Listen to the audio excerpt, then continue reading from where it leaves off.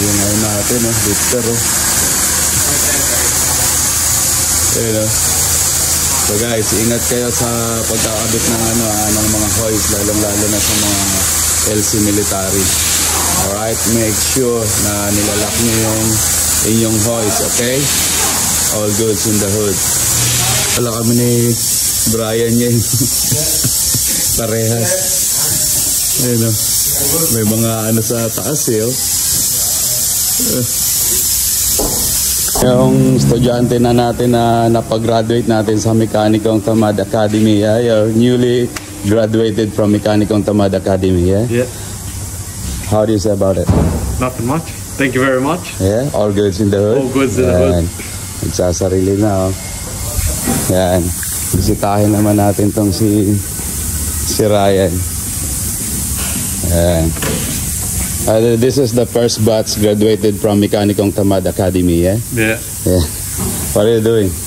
Fairing. Favorite job? Fairing job. Mga napag-graduate din Mekanikong Tamad. Alright? All goods in the hood? All good in the hood. All goods in the hood. Yan, may nag-comment pala, Sir, magkano ginastos nyo papuntang Australia? So ito lang, madalian na lang tayo. Mag-ready na kayo ng 400,000 pesos, mga ganon.